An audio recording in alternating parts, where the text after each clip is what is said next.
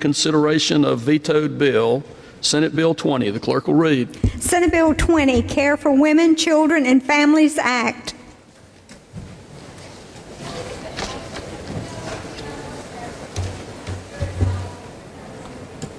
Senator Sawyer is recognized to explain the motion.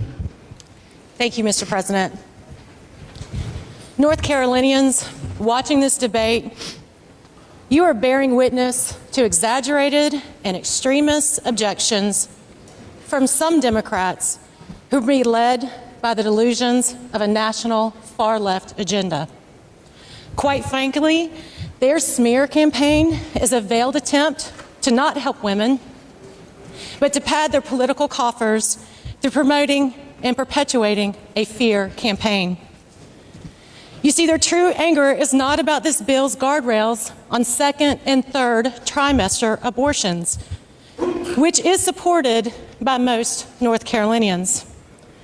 Their anger is that this bill is mainstream and a common sense approach to a very difficult topic. This is compromise legislation, a sentiment that has been shared with me by Republicans, independent voters, and whispered to me by moderate Democrats. In a moment, my colleague, Senator Galey, will speak to dispel the lies you've been hearing. But I want to spread the good news about 5 things in this bill that helps North Carolina families. 1, partial birth abortions happen in the second and third trimester. That is after 12 weeks. Members, this is a horrific procedure where the doctor delivers a large portion of that living baby outside her mother's body, then kills the child by crushing her skull or removing her brain by suction. Thank God this barbaric procedure was stopped at the federal level in the early 2000s. It is our moral obligation to add North Carolina to the growing 21 states that also block this procedure, just in case the federal law ever changes. 2, this bill expands abortion for North Carolina exemptions. In North Carolina for certain exemptions. Exemptions that are not in current North Carolina law. That is not a ban. This bill extends the decision for the mother through 24 weeks if her baby has a life-limiting fetal anomaly. We listened to OBGYNs on both sides of this issue. We learned about the tests and ultrasounds needed to determine if the baby will live outside the mother's body. Some told us that the current North Carolina 20-week limit on abortions wasn't long enough due to some of these test results being available until after that time. To give women and their doctor more flexibility, the women and the doctor are making the decision with more flexibility to make the most difficult decision imaginable for the most heartbreaking reason, we developed this exemption through 24 weeks. This is not extreme, and this is most definitely not an abortion ban. Women facing this decision will now be told of all their options, from abortion to neonatal and perinatal palliative care. This is a true, informed consent for the mother so she can fully understand the prognosis and make a difficult yet loving family decision. 3, some Democrats are telling you this is an abortion ban. This bill does allow for abortions for rape, incest, medical emergencies, or for the life and health of the mother. This bill creates those exemptions and maintains the first 20 weeks for women to decide for rape and incest. There is no reporting requirement in this bill for rape or incest, as you have seen in some other states. State law already has the medical emergency exception, which is defined. This bill maintains and underscores this exception for the life and health of the mother. Women who are diagnosed with cancer now have the option after 20 weeks that they currently do not have in law. 4, I am fully aware that many women do not use abortion as a means of birth control, but are simply afraid to keep the baby because of financial reasons. This bill helps those women to say yes to their babies by providing $160 million in state funding. At the pro-abortion rally over Mother's Day weekend, Governor Cooper said, quote, "They say they passed this bill because they care about the lives of children. Really? Really? Then why not invest significantly more to reduce infant mortality in the state?" Well, Governor, we did. This bill includes over $17 million specifically for reducing infant and maternal mortality, incentivizing more pregnancy care providers to see women on Medicaid. As I said, we consulted with OBGYNs about this and other issues. Their package to address infant and maternal mortality included a plan to transition to full practice authority to certified nurse midwives and to increase pregnancy care Medicaid reimbursements. That proposal is in this bill, Governor. This bill also includes $7 million to increase access to contraceptives to low-income women, $500,000 for the Safe Sleep program, $1.4 million to the state maternity home fund. Again, at his anti-Mother's Day rally, Governor Cooper said, quote, "They say they passed this bill because they care about mothers. Then why not invest more in quality child care?" Well, Governor, we did. $75 million for child care subsidies for working mothers and their families. $20 million for paid leave for teachers and state employees. Up to 8 weeks of maternity leave. Up to 4 for spouses and adoptive parents. There's $3 million for Finish Line grants to help working moms and dad finish community college. $47 million for foster care families and children's homes. $47 million recurring dollars for foster care and children's homes for those babies. Lastly, this bill increases and enhances penalties on domestic abusers, thugs who assault pregnant women, and repeat violent sexual offenders. The Democrats are angry at our characterization of this as a mainstream bill. Well, a recent poll shows that 85% of North Carolinian voters support requiring lifetime GPS tracking for convicted repeat sex offenders. That's 85%. That is not extreme. Increased penalties for criminals who assault pregnant women, that's in this bill. The Democrats are voting against creating the crime of domestic violence in this bill. This is just a taste of the positive reforms in this bill that Democrats are voting against in lockstep, as Governor Cooper has instructed them to do. Why? Why would they take this vote? Because of their blind obedience to Planned Parenthood, the abortion industry, and the far left. To keep their political coffers full of Planned Parenthood campaign contributions and to stroke fear and anger about this common sense bill. Colleagues, I encourage you to override this dishonest governor's veto. And Mr. President, with that being said, I move the Senate Bill 20, Care for Women, Children, and Families Act, become law, notwithstanding the objections of the governor. Senator Galey, for what purpose you rise? To speak on the motion. You have the floor. Thank you, Mr. President. Some of us remember The Late Show with David Letterman and its featured top 10 lists. So here are top 10 things about Senate Bill 20 that are true. Number 10, this bill keeps abortion safe, legal, and rare, protects women's health, and provides resources to families so they can choose life. We studied what has happened in other states since the Dobbs decision, and we worked hard to avoid unwanted consequences, particularly when the mother's life is in jeopardy. An ectopic pregnancy or stillborn child can still be treated with appropriate care. Number 9, a restriction with exceptions is not a ban. A ban means that you cannot do something. When the EPA banned DDT for use as a pesticide, they did not create exceptions. They banned it, so you cannot use DDT anymore. When a state's leader goes on national television mischaracterizing this bill, it's obvious that his antics have nothing to do with the bill itself, and there's another purpose.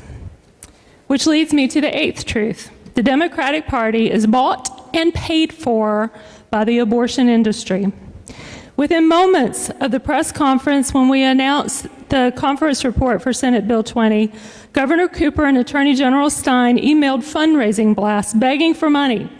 You can bet that in the months to come, the Democrats will exaggerate and lie about this bill in a desperate attempt to capture dollars. Look at the campaign finance reports filed by Planned Parenthood PAC NC.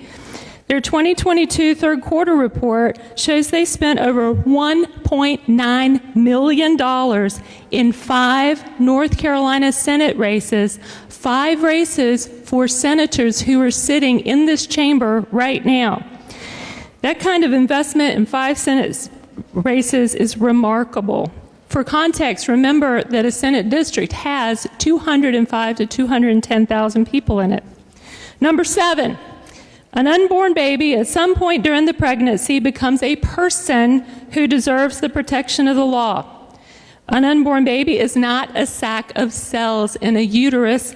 It is not a cancer. It is not a parasite. Number 6, there is a moral component to the decision to have an abortion. At some point, it's not just a doctor and a patient in an examining room. Sometimes the government does regulate a doctor-patient relationship. Physician-assisted suicide is murder in the state of North Carolina. There can be no sexual relations between a doctor and patient. It's unethical even if both consent. If a doctor has sex with a patient, it is reported to the medical board. Doctors can't prescribe whatever medicines they deem appropriate. There's limits on pain medication. Fraudulent prescribing or drug diversion is reported to the medical board. This bill does not criminalize abortion. If a doctor performing a surgical abortion violates the law, there is, guess what, a report to the medical board. To claim that what happens in the examining room is always only between the doctor and the patient is patently untrue. When there is a greater public interest at stake, such as when there is an unborn child, the government must intervene to protect that life. Number 5, codify Roe or a viability standard is unworkable. The Supreme Court in the Dobbs decision said some things about the viability standard in Roe that Democrats claim to support. Page 53 of Dobbs, quote, "The viability line, which Casey termed Roe's central rule, makes no sense. And it is telling that other countries almost uniformly eschew such a line." Chief Justice John Roberts, concurring in Dobbs on page 5, quote, "In short, the viability rule is and always has been completely unreasoned and fails to take account of state interests since recognized as legitimate." If Democrats really want to codify Roe, then why do they vote against a Born Alive bill? Democrats cannot claim to support a viability standard for abortion, then allow the neglect and ultimate death of a child who survives an abortion. In fact, the North Carolina Democratic Party platform for 2022 on page 24 says, "Women demand complete control over their bodies and health care decisions. We believe that a woman's decisions regarding pregnancy should be her own choice and not that of the government." There's no mention of a viability standard in the North Carolina Democratic Party platform. Only a total and unrestricted right to terminate abortion, complete control without a cutoff at any point. The vast majority of people in North Carolina do not support that. Number 4, in-person appointments. Health and safety requirements for abortion providers in the first trimester are common sense, reasonable, and already applied in multiple other medical settings. A lot of noise has been made about the in-person appointments. Medical abortions require 2 separate pills taken within 24 to 48 hours apart through 2 in-person appointments. The first appointment is to get informed consent, and the second is to administer the first pill. Interesting, as our own Senator Perry has pointed out, 2 visits, one for informed consent and the second one for the procedure, is also recommended for vasectomies.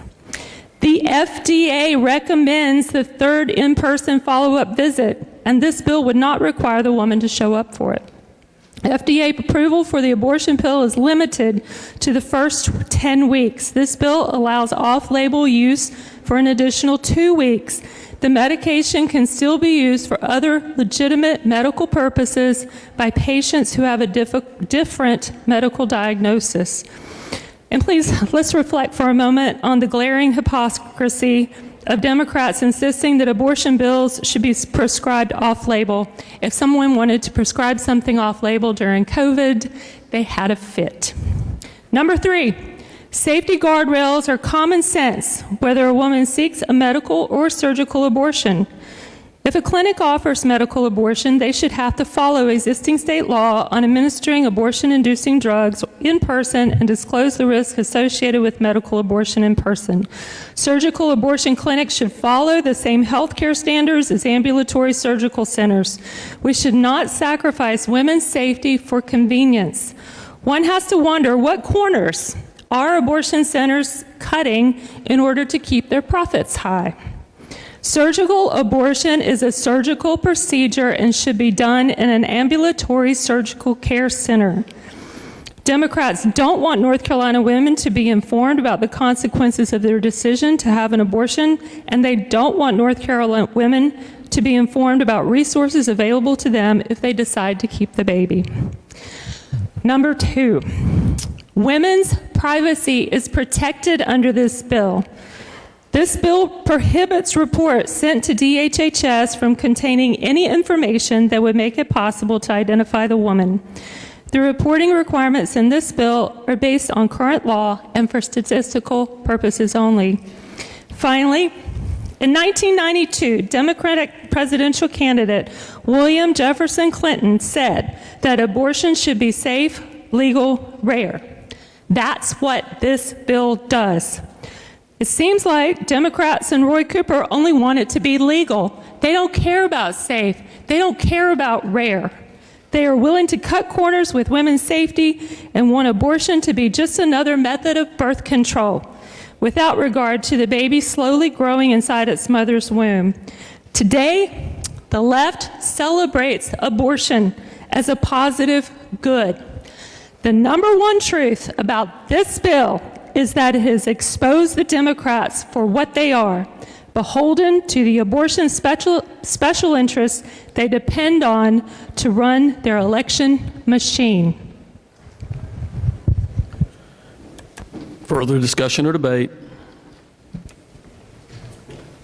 Senator Grafstein, for what purpose you rise? To see if Senator Sawyer would yield for questions. Senator Sawyer, do you yield? I yield. She yields. Thank you. And thank you, Senator Sawyer, for taking some questions. Yes. I wanted to ask you specifically about some of the provisions in the bill that relate to reporting, starting on page 17, which, as we talked about last week, these are new requirements under the rule, and I'll give you time to get there if you'd like to. I'm sorry, I'm having a hard time hearing you. Oh, I apologize. I'm looking at page 17 of the bill. I'm sorry, what was the first part of the question? It was long and rambling. I'll try again. Okay, I apologize. There's a lot going on. If y'all could just try to direct your comments through the chair. Okay. Senator Grafstein, if you would repeat the question, please. Thank you, Mr. President. Thank you, Mr. President. Thanks. Senator Sawyer, I wanted to ask you some questions regarding the reporting requirements that begin on page 17 of the bill. And what I was saying earlier was that what we learned last week is that these are actually new requirements above and beyond the statistical reports that were referred to. So if you want to let me know when you're ready. May I have a moment, sir, to look for page? Senator Sawyer, let us know when you're ready to respond.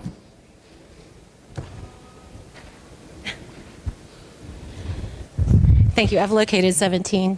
Okay. You may respond. Thank you. So on page 17, beginning down around line 38, and I'll just go through a series of what's there I wanted to ask you about, if that's okay. The reporting requirement now is that the doctor performing the abortion and the referring doctor would have to be reported to the government. Is that correct? Senator Sawyer, you may respond. The language in the bill reads, identifying information of the physician who provided the abortion, including drug, or performed the surgical abortion, and referring physician agency or service if applicable. Then on 41, the location, date, and time of the surgical abortion or the location of where any abortion-inducing drug was administered, dispensed, including healthcare provider's facility at the home of the pregnant women. Should I read further, Mr. President? I don't understand the question. Senator Sawyer, when you have finished responding to the question, just stop talking, and then we'll see if Senator Grafstein wants to ask another question. Thank you, Mr. President. The best advice I've gotten all day. Okay. Senator Grafstein, for what purpose you rise? To ask another question. Senator Sawyer, do you yield? A point of clarification, Mr. President. State your point.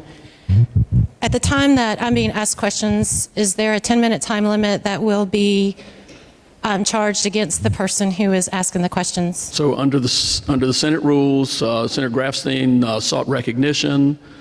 She is allowed to speak one time on the bill if she asks a question, or on the motion. If she asks a question, that starts the clock on her 10 minutes. So when you respond, you are using part of her 10 minutes. Thank you, Mr. President. Okay, so let's just get clear. Senator Grafstein, if you would state your question, then I'll recognize Senator Sawyer. She has yielded. Thank you, Mr. President.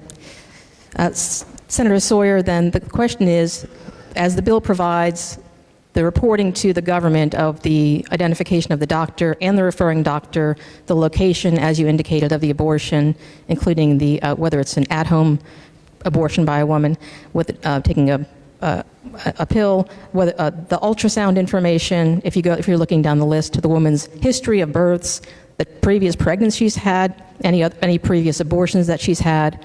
It has her pre-existing medical conditions that need to be reported, the probable gestational age, the drugs used, whether the woman returned for the follow-up, and the results of the follow-up exam. My question to you is, why does the government need this information? Senator Sawyer, you have the floor. Thank you, Mr. President. In looking through that, when I have a surgery, say to perhaps fix a torn meniscus, or maybe a surgery to, I don't know, fix a broken arm, those same type of information is recorded and reported. Thank you, Mr. President. Senator Grafstein, for what purpose you rise? To see if Senator Sawyer will yield for another question. Senator Sawyer, do you yield? I do not yield. She does not yield. Senator Grafstein, for what purpose you rise? To see if Senator Galey will yield for a question. Senator Galey, do you yield? No, Mr. President, I do not yield. Senator Grafstein, for what purpose you rise? To ask if any bill sponsor will yield to questions. Senator Grafstein, you need to direct your question to a particular member. I ask if Senator Kravic will yield to a question. Senator Kravic, do you yield? I do not yield. Senator Grafstein, for what purpose you rise? To see if Senator Lee will yield for a question. Senator Lee, do you yield? I yield. He yields. Thank you, Senator Lee. I appreciate you yielding for question. And I'm sure that the others thank you also that I didn't have to get to them. So I wanted to ask about actually this question about reporting to the government. And I'm sorry. President. Senator Lee, let her get her question out, and then I'll recognize you to respond. Yes, sir. My question, Senator Lee, that I'd like to have someone respond to is why and whether we think it's appropriate for the government to be collecting intimate personal data about women regarding these medical procedures. Senator Lee, you may respond. Thank you. I think there were a reporting requirement with respect to, in particular, the medical mifepristone, is because they're trying to gather data not specific to individuals, but to gather data on when it's being used, how it's being used, what the complications are. I think that when a lot of the provisions in this bill, I know a lot of folks have just focused on the abortion piece, but there are a lot of pieces in here with respect to reporting and other things that are intended for the health, safety, and well-being of women that are undergoing the procedure. As you know, because of Roe v. Wade and the subsequent Casey decision, abortion laws in different states are now changing as a result of Dobbs. And so in North Carolina, we're trying to gather the data with respect to these procedures, and in particular, the medical. And what we've seen in some states, and I think what we were concerned about in North Carolina, is essentially the shipment of mifepristone to young women around our state without seeing a physician, thinking that a pill could be utilized for abortion, let's say in the 14th week or 15th week or even the 12th week or in the 10th week or the 5th week without seeing a physician.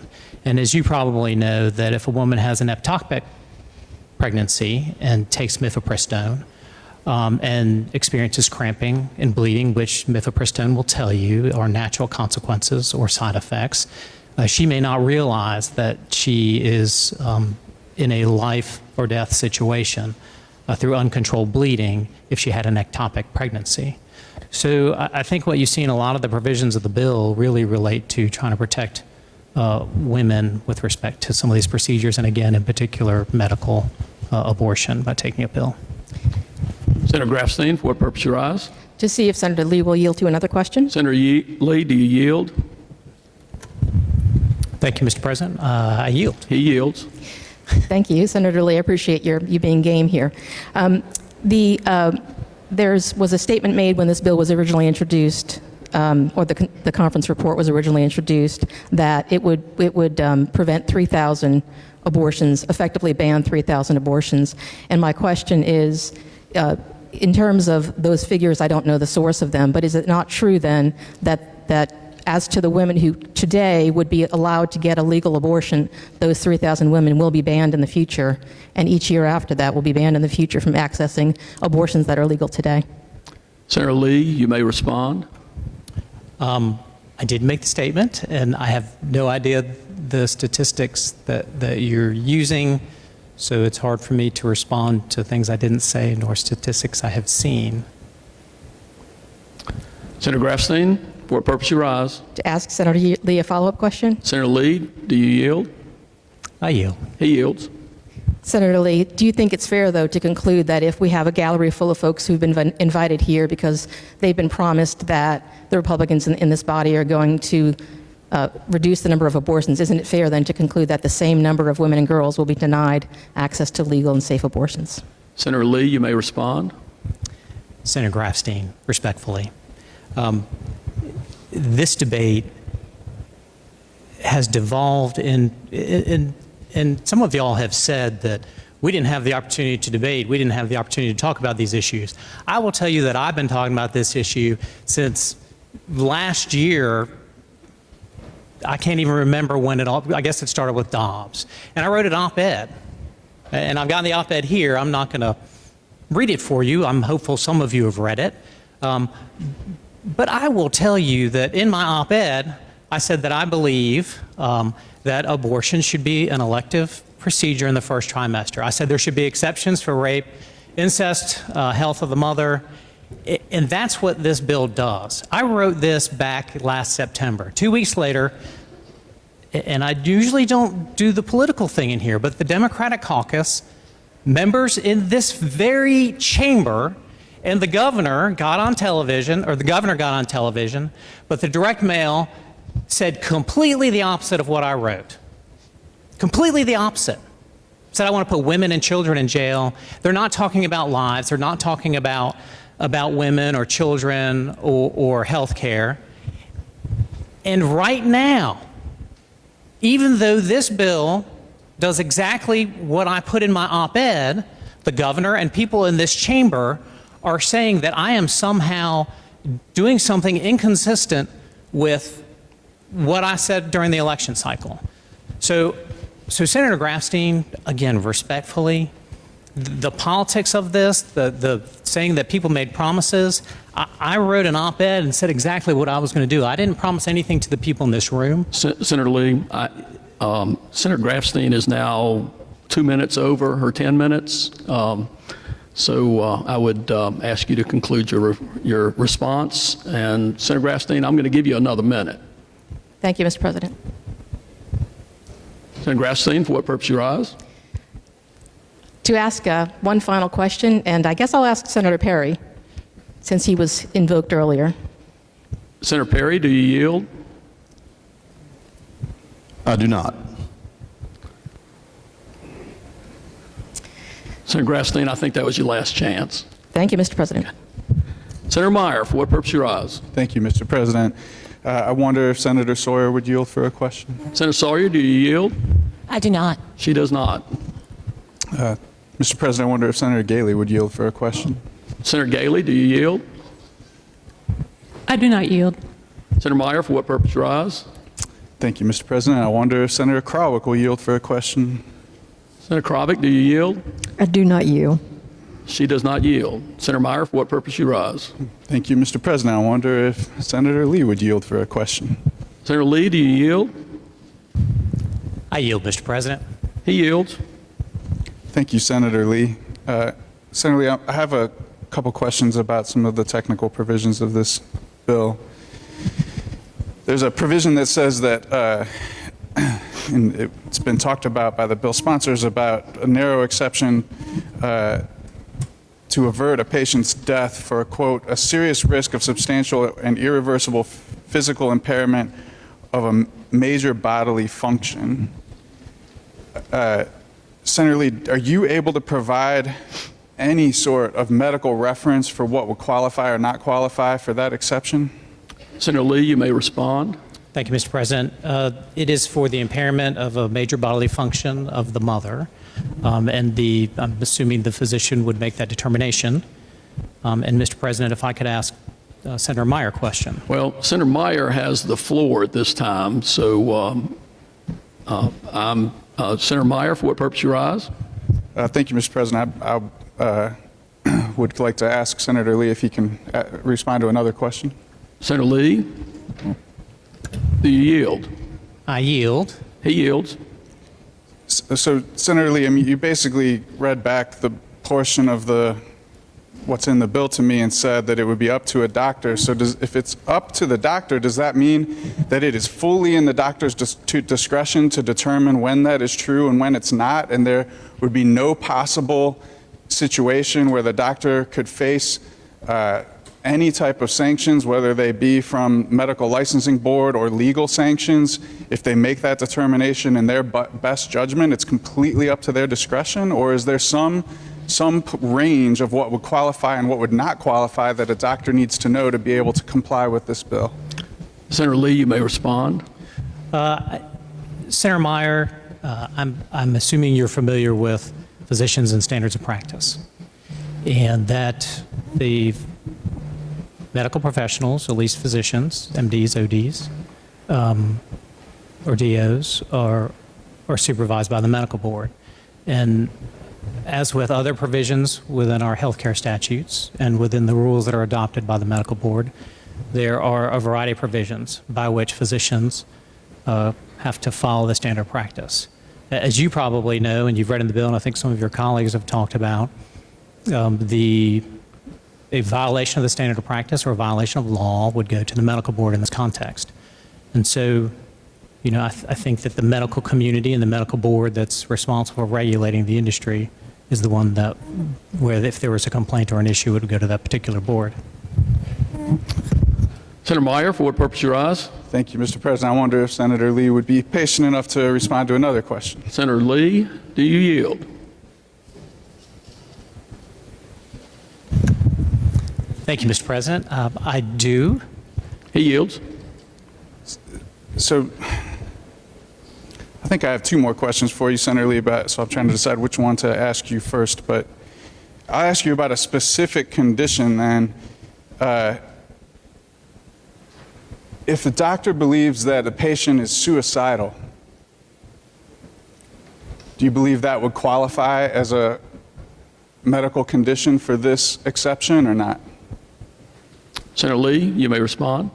I'm assuming you've read the bill, I have read. and you've read the provision that talks about that. And so I'm assuming you're asking me a question that you already know the answer to for some purpose other than asking me a question about the contents of the bill. And so if you have a question that you would like to ask me about the contents of the bill that you haven't already read and understand, I'd be happy to answer it. But this isn't political theater here today. It may be to you. It's not to me. I mean, what we're doing today is we're talking about two lives. And I think you've lost the opportunity because no one is talking about at what point a life begins. No one here is talking about viability. Nobody is talking about what actually happens in a bill that you sponsored to codify Roe and Casey. What actually happens at 24 weeks if you abort a child. What that procedure looks like. And so if you have a question for me that you haven't already read in the bill, which you've admitted that you did, that particular question, and you already know the answer to your question, I'd be happy to answer it. Senator Meyer, for what purpose you rise? Senator Berger, I do have questions of interpretation about the bill, so I would like to ask Senator Lee another question, a different question than the previous one. Senator Lee, do you yield? At this point, I do not, Mr. President. He does not yield. Senator Meyer, for what purpose you rise? Mr. President, I wonder if Senator Barnes would yield for a question. Senator Barnes, do you yield? I do not yield. She does not yield. Senator Meyer, for what purpose you rise? Mr. President, I wonder if Senator Perry would yield for a question. Senator Perry, do you yield? Thank you, Mr. President. I do not yield. He does not yield. Senator Meyer, for what purpose you rise? Thank you, Mr. President. I wonder if Senator Heiss would yield. Senator Heiss, do you yield? Mr. Chairman, I do not yield. He does not yield. Senator Meyer, for what purpose you rise? Thank you, Mr. President. If I could just debate the motion briefly. You have the floor. Colleagues, with respect to all of your arguments about implementation of the bill, there are significant questions of interpretation of how this bill will be enforced.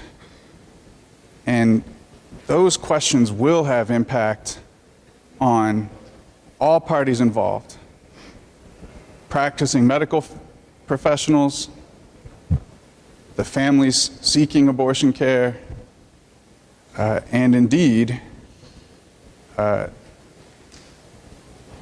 any member of that family. So there's real debate that we need to have that we still haven't had the chance to pursue. And I know I have other colleagues who have other questions, and I hope that you will yield to some of those questions. Thank you, Mr. President. Further discussion or debate? Senator Adcock, for what purpose you rise? To debate the motion. You have the floor. Thank you, Mr. President. You know, I've had the good fortune to be a panelist at meetings of professional groups along with several of you, including Senator Newton, Senator Woodard, and Senator Bergen. At those meetings, we were asked 3 questions that everyone in this chamber has been asked many times, regardless of the group. What's the best way to share our knowledge on issues? What's the best way to have our voices heard? How can we work within the legislative process to make a difference? On the issue of meaningful and timely access to abortion and their duty to provide individualized, best practice, safe care to pregnant women, the OBGYN physicians of this state have followed legislators' advice to the letter. They met with us and talked to us face-to-face, on virtual platforms, and by phone, in our legislative offices, in our districts, in the halls of the LB and the LOB, and outside meeting rooms. They left their busy practices and traveled to Raleigh. They gave testimony at committee meetings, shared their patient stories, and rallied in front of this building. They left phone messages and sent emails. They provided evidence about the harms that will undoubtedly result if women are not allowed to make their own decisions about abortion, what is right for their unique situations, in consultation with their trusted OBGYN physician. As it became increasingly clear what was on the line with the passage of Senate Bill 20, these OBGYN physicians first urged us and then begged us to listen. The language in Senate Bill 20 does not in any way reflect their advocacy, their voices, or their messages. It does not reflect the evidence they offered or the hard-to-anticipate situations they described based on decades of collective years of experience. It does not show a regard for the very real concerns they've expressed about gray areas in this new law that would be created that would criminalize them for following best practices in the care of women who are pregnant or miscarrying. Well, as a healthcare professional myself, a family nurse practitioner, and as a policymaker, I did listen to them, and I believed them. Last Thursday, in this chamber, I shared many of their voices with you. The result of the vote proved that once again, although they are experts on women's health care, they were not heard. In the minute or so I have remaining, in the hope that with this last opportunity to prevent putting into law policies that will negatively impact women and women's health care, I want to share one, just one, of the most compelling messages about this matter from the experts. This is a joint statement from the North Carolina Obstetrical and Gynecological Society and the North Carolina affiliate of the American College of Nurse Midwives. Together, we affirm the following: abortion is part of comprehensive reproductive health care. Putting arbitrary restrictions on the provision of care only serves to prevent people from accessing the health care they need, endangering their lives and the well-being of their families. Every individual has the right to safe, supportive, and affirming health care centered on providers' respect for human dignity. Access to abortion services is a part of comprehensive health care, which includes family planning, prenatal care, and postnatal care. Legislation which creates barriers to care between healthcare providers and patients results not only in undue burden, but has the potential to cause harm. Together, we affirm the positions of our national societies, the American College of Obstetricians and Gynecologists, the American College of Nurse Midwives, as well as the North Carolina Medical Society, the North Carolina Academy of Family Physicians, which emphasize that reproductive decisions should be made between patients and their health care providers. When you cast your vote today, I hope it will signal that you have listened, that you have heard their voices. Thank you. Senator Lee, for what purpose you rise? See if Senator Meyer would respond to a question. Senator Meyer, do you yield? I do not yield. He does not yield. Senator Lee, for what purpose you rise? Speak to the motion. You have the floor. Senator Meyer and others have co-sponsored a bill to codify Roe and Casey. And I think everyone understands that that means an abortion, elective abortion, until the end of 6 months, 24 weeks. Statistics by the NIH had at least 9 studies that found that at least 50% of premature births at 24 weeks of gestation survive. 50%. The second question I was going to ask Senator Meyer, and I think I was a good sport. I took everybody's questions for the most part. I was going to ask if he was familiar with the procedure that's utilized in the second trimester. It's called a D&E, dilation and evacuation. At this point in pregnancy, the fetus's body is too large to be broken up by suction, what generally happens in the first trimester. It will not pass through the suction tubing. The cervix must be more dilated than the first trimester abortion. This is usually accomplished by inserting a laminaria, I know I didn't say that correctly, a day or two before the abortion. The physician then dilates the cervix, dismembers the body to facilitate removal. 50% survival rate at 6 months. And so I guess my point is, and it's what I've said all along,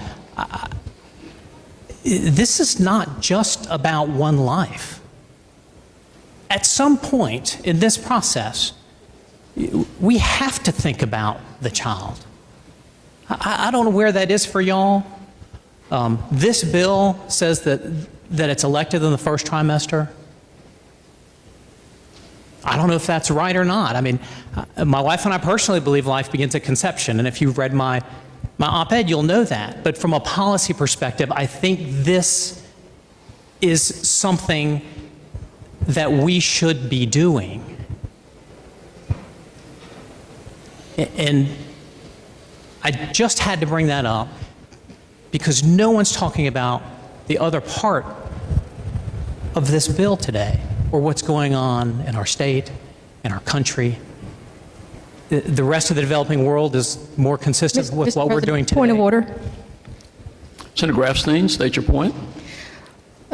Mr. President, the bill that's before us is not the bill that Senator Lee is discussing, and the bill that's before us relates to the current 20-week ban, which is not the issue that Senator Lee is debating. And so my point of order is that I believe that he's out of order in not debating the content of the bill. So, Senator Grafstein, I'm going to allow Senator Lee some latitude. I think in the past on this bill, we've heard people talk about what the law is in Texas, what the law is in all manner of other places. I think what Senator Lee is doing is trying to compare the bill that is before us with a bill that has been sponsored by other members of this chamber. So I would not rule him out of order. Thank you, Mr. President. Senator Lee, you may continue. Thank you. So as we move forward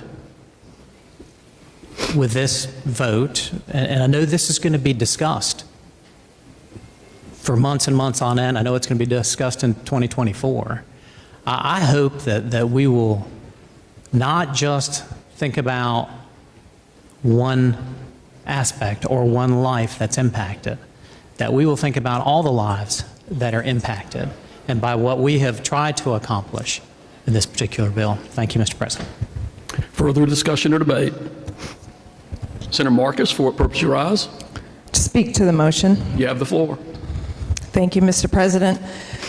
I grew up in a political family. My father was an elected Republican. Like many of you, he was a conservative with a bit of a libertarian streak. He believed in small government that stayed out of people's business and personal choices, in democracy that did not dictate morality based on one religion, and he believed in the importance of personal freedom. So, my Republican father refused to ever vote to restrict abortion access. He said he didn't want the government controlling him, and he didn't think it should control women either. He wasn't a doctor, and he thought that forced pregnancy was un-American. He had 2 daughters and a wife who he respected, and he wanted us to have equal rights. I remember when I believed that the Republican Party stood for small government and personal freedom. We can debate exactly when that changed, but it's clear that if you do this to North Carolina's women and girls, if you make SB 20 the law here, you can't claim to stand on those principles anymore.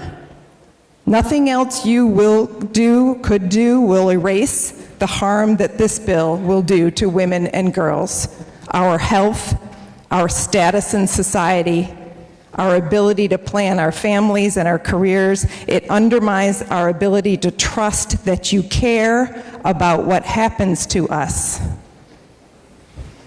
that you trust us to make our own decisions, that you value our lives, our contributions, our humanity. This bill is a slap in the face. It is a muzzle over our mouths, and it is a straitjacket on our bodies. It is honestly hard for me to believe that my government would do this to me, to my daughters, to my friends, to their daughters.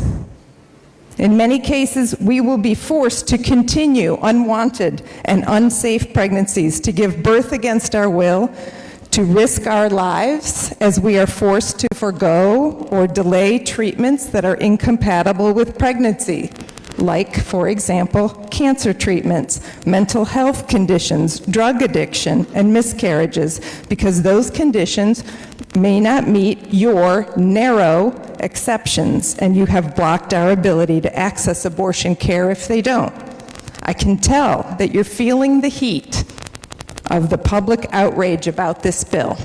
I assume that's why you're moving it so quickly, literally the fastest I have ever seen a bill move in the General Assembly. You're learning that this bill is much worse than you thought it was.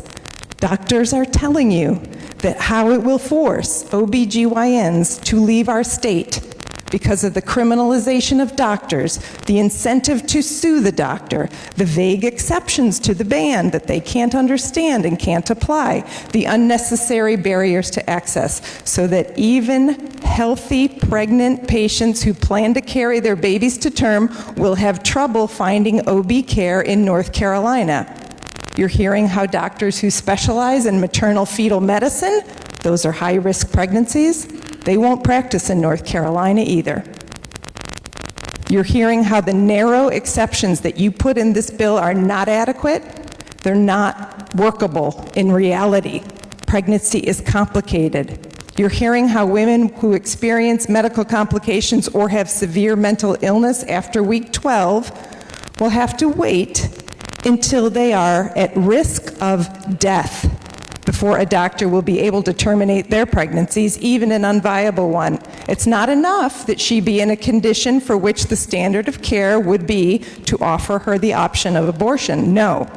Your bill requires that the woman's life be in imminent danger, like she's entering sepsis, or her vital signs are crashing from preeclampsia. You're thinking about how rape and incest victims will be forced to carry to term if they don't report the crime to their doctor by your arbitrary deadline. You're thinking about all the scenarios in which sexual assault victims may not get to a doctor or find the courage to tell what happened to them in time, and how your bill will cut them off and leave them with no options at that point.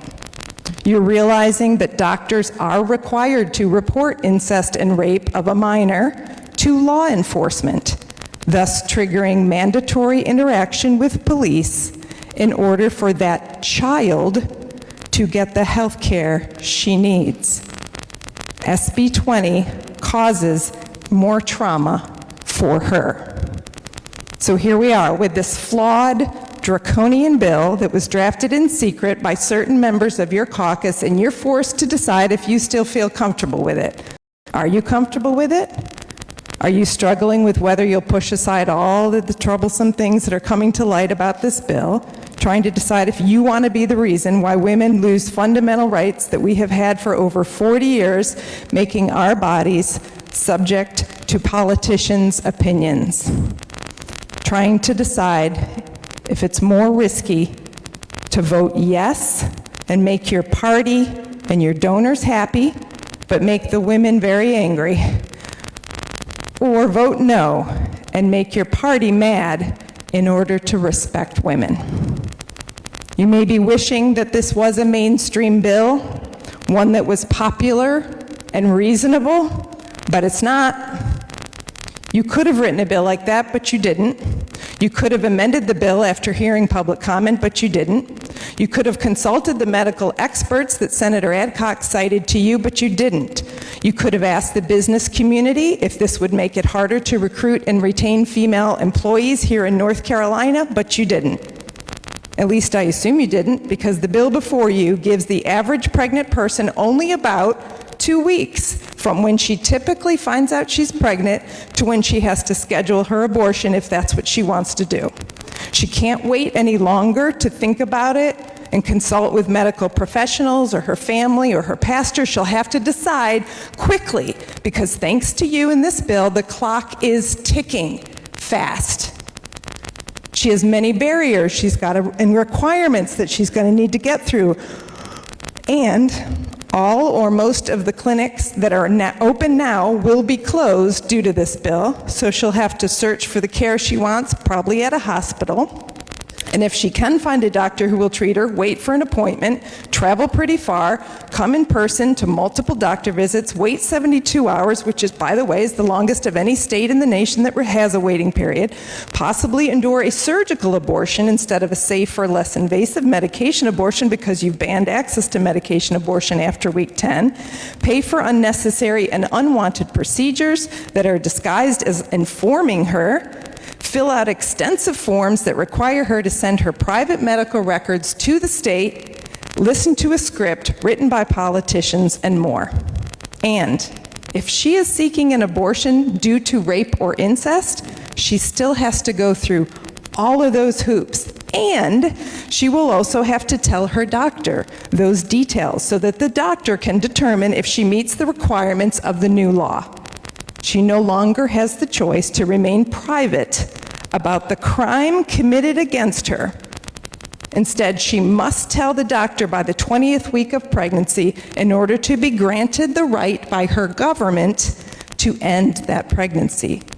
And if she's a minor, again, the police will be notified.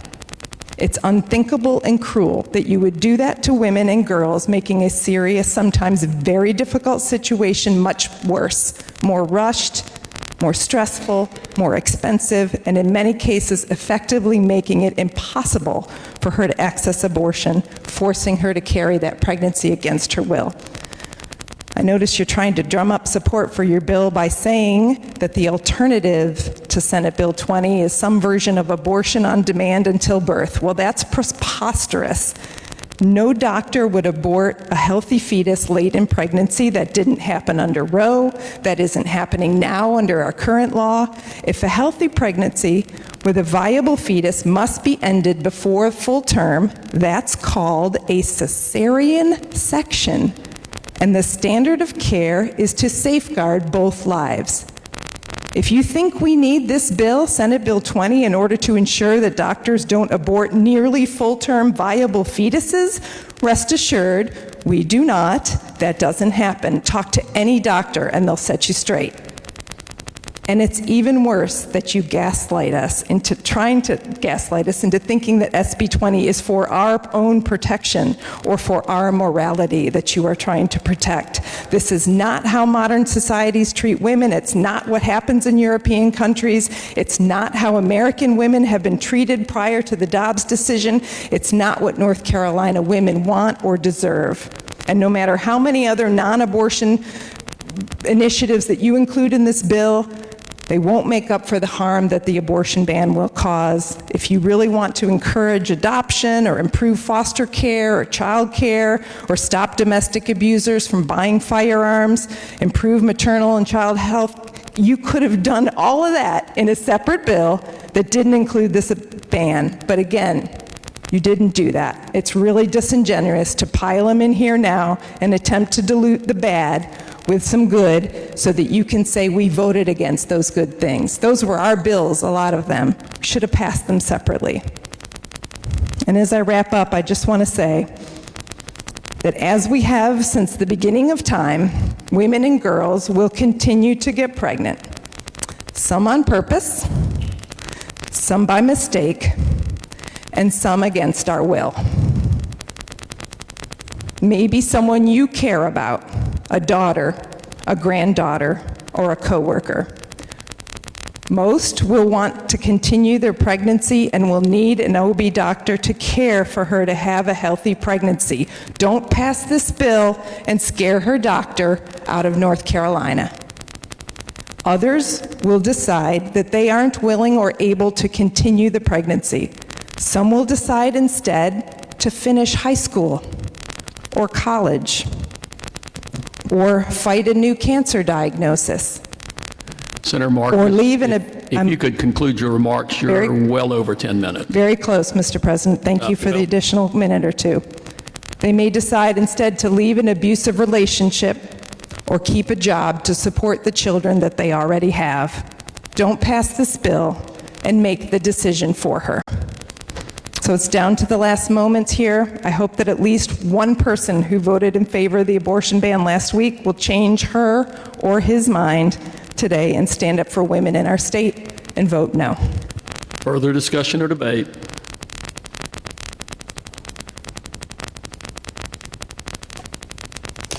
Senator Robinson, for what purpose you rise? Senator Robinson, hold on just a moment. It is beyond 5 o'clock, and our pages are scheduled to leave 10 minutes ago. So, pages, you are dismissed.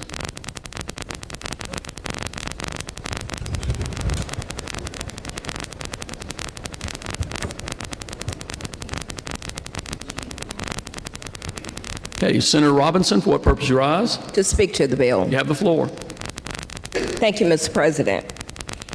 Colleagues, what are we doing with this bill? And what are we doing with this vote today? You know, we're here to represent our districts and our constituents' concerns, yet you as lawmakers are betraying your constituents and knowingly putting North Carolinians in danger. This monster abortion ban will lead to substandard care, higher maternal and infant mortality rates, and more people forced to carry a pregnancy and give birth against their will and health status. People in our state are worried about jobs, the cost of prescriptions and groceries, whether their kid has a bus driver that day. This is a circus, and you keep riding the elephant as he circles the tent. The majority of our constituents have said they want to leave abortion care alone. And instead, what do we do when we're elected? Instead of fixing our roads and funding our schools, we're here going down a rail that nobody really feels we should be doing. This abortion ban will especially harm people who live in rural areas, people working to make ends meet, people who historically lack access to affordable health care, like people of color, young people, including college students. Some of your own daughters are telling you to stick to what you know and leave their decisions to them and their doctor. Abortion bans are dangerous and deadly. This ban will not only prevent people from getting the care they want and need, but will have dangerous ripple effects throughout the healthcare system. You know, in states where abortion has been banned, patients have been denied life-saving care when pregnancies go wrong. The bill before us today is entitled Care for Women, Children, and Families Act. Yet, based on the Senate budget we will vote on tomorrow, that sentiment could not be further from the truth. This isn't very much of a value to women, children, and families in H-259. The budget has no real investment in early childhood education. You didn't include child tax credit, no increase in adoption tax credit, and I certainly saw no increase in funding to address the high Black infant and female mortality rates in North Carolina. This bill does not address infant mortality. It does not address the critical health, cultural, social determinants of health that women need that you're talking about to address and support their needs in terms of maternal and pregnancy care. It's obvious to me that none of you have lived or worked with the women you target. I have. Over the years, you've turned a blind eye to good bills from Democrats to provide parental leave and support working families. The actions of this body speak louder than any carefully crafted bill.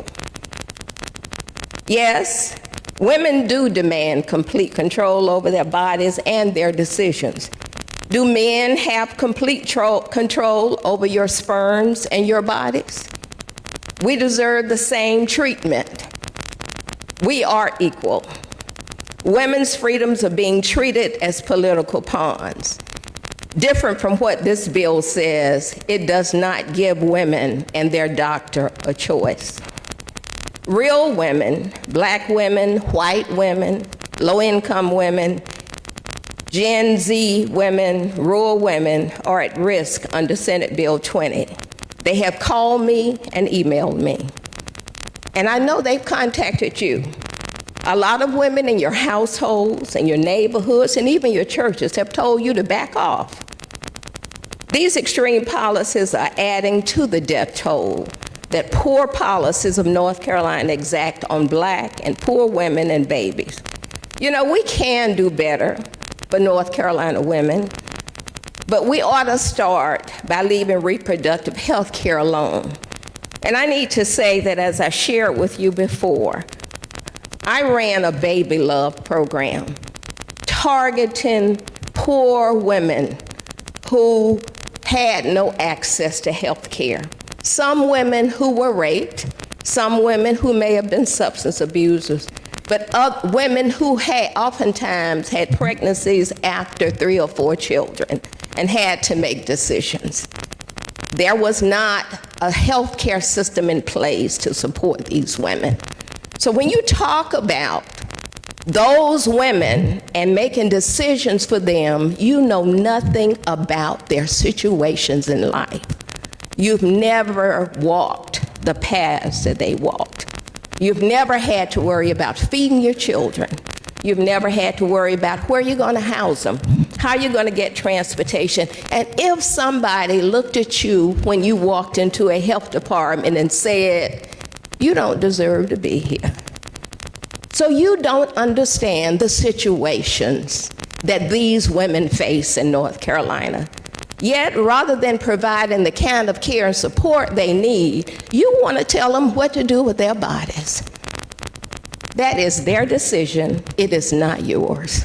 I will not support this bill, and I'll always fight against it. Thank you, Mr. President. Further discussion or debate?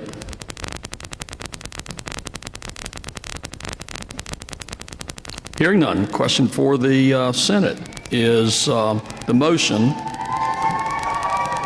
that Senate Bill 20 become law, notwithstanding the objections of the governor.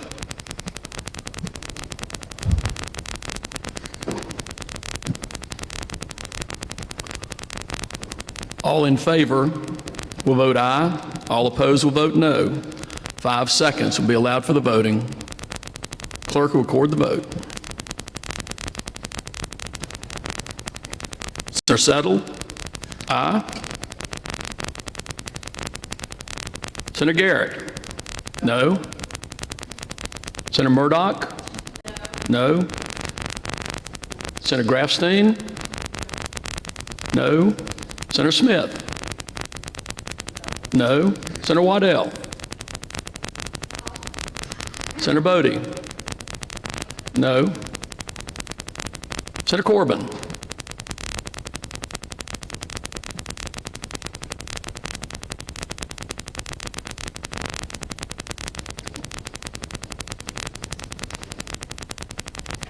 Senator Corbin?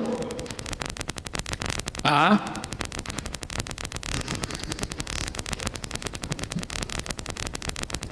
"30 having voted in the affirmative, 20 in the negative.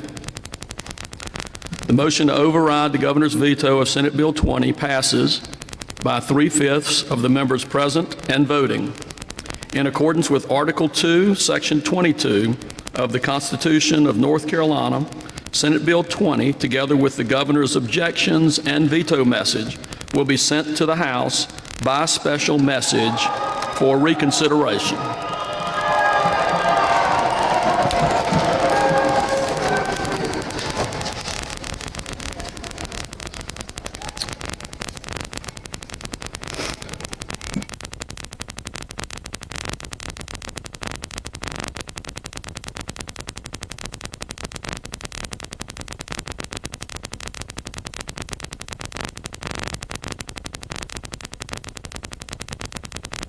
Notices and announcements. Is there further business to come before the Senate? If not, Senator Heiss is recognized for a motion. Thank you again, Mr. President. I move that the Senate do now adjourn, subject to the provisions of Senate Rule 24.1, to reconvene on Wednesday, May 17th, 2023 at 9:30 a.m. This will be a non-voting session. Members, a voting session will be held tomorrow at 2 p.m. Motion is that the Senate do now adjourn, subject to the stipulations stated by Senator Heiss, to reconvene on Wednesday, May 17th, 2023 at 9:30 a.m. Seconded by Senator Rabin. All in favor will say aye. All opposed, no. The ayes have it, and the Senate stands adjourned.